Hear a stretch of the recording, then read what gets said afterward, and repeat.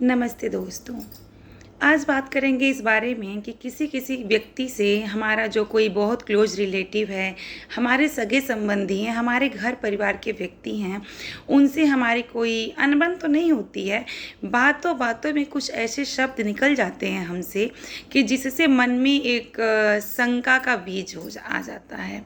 और वो शंका का बीज ये हो जाता है कि अगर किसी से हम कोई बात कह रहे हैं और बातों के करते करते जो हमारी बातों का ध्वनि स्पीड होता है उसमें कुछ ना कुछ बात निकल जाती है, ऐसी निकल जाती है कि सामने वाले के व्यक्ति के मन में तकलीफ़ हो जाता है, जबकि हम अपने मन से, अपने हृदय से उस व्यक्ति को नहीं कुछ कहे रहते हैं। ऐसी बहुत सारी बातें हैं कि मतलब हम किसी के घर गए हुए हैं जो हमारा बहुत ही क्लोज रिलेटिव है, उससे बात कर रहे हैं और बातें करते करते कुछ ना कुछ उसके मुंह से निकल गया या फिर कोई ऐसा व्यवहार हो गया उसके द्वारा जो हमें तकलीफ़ में डाल देता है। तो ये सारी चीज़ें जो एक बहुत बड़ी संकट की चीज़ें होती हैं, कहने को तो ये बहुत छोटी होती हैं। अगर कोई बड़ा मुकदमा हो गया, कोई बहुत बड़ी लड़ाई हो गई, या फिर जो खुल के कहिए कि एक प्रकार का लड़ाई झगड़ा एक परिवार में होता है, तो वो तो बहुत गनीमत है।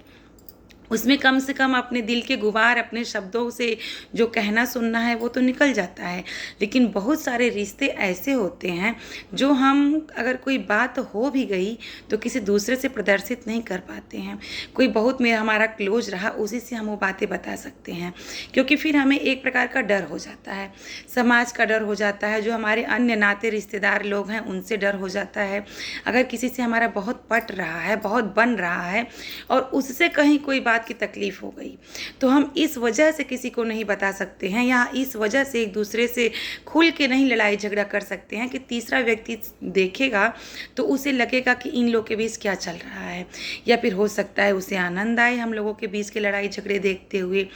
और ये सारी चीज़ें जो हैं ये धीरे धीरे मन में पलने लगती हैं और हम हमारे बीच की हुई कुछ बातों को किसी अन्य लोगों से बता नहीं पाते हैं और आपस में हम सुलझा नहीं पाते हैं। फिर वो धीरे धीरे हमारे मन में बैठने लगती हैं और इसका अंत बहुत बुरा होता है। या तो रिश्ते टूट जाते हैं, या तो हमारे बच्चों के द्वारा इसका अंत होता है, या तो कुछ सालों बाद अगर कभी कहा सुनी किसी बात की हुई तो एक ब्लास्ट होता है, जो बहुत सारे चीज़ इतने वर्षों से हमारे मन में दबी हुई हैं और कुछ चीज़ें उतने ही वर्षों से सामने वाले के मन में दबी हुई हैं,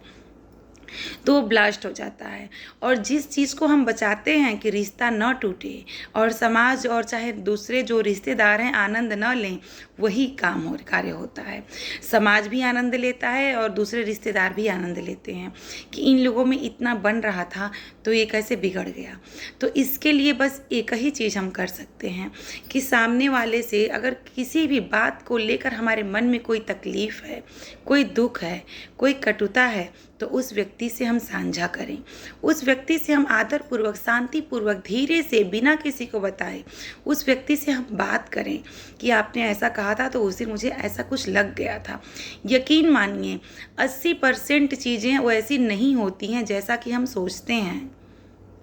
कभी कभी हम भी किसी को बोल देते हैं, कुछ कह देते हैं, जबकि हमारे कहने का मतलब बुरा या फिर उसको दुख देना नहीं होता है, फिर भी हो जाता है उस व्यक्ति को दुख। तो इसका मेन कारण ही यही है कि हम कुछ कह देते हैं, फिर उस बात पर विचार नहीं करते हैं, जबकि हमें विचार करना चाहिए। और विचार करने के बाद अगर कोई बात है तो हमें सामने वाले व्यक्ति से बात करनी चाहिए और तभी ये मामला सुलझेगा। किसी अन्य को बताने से या फिर अपने हृदय में कोई बात रखने से इस मामले को हम कभी नहीं सुलझा सकते हैं।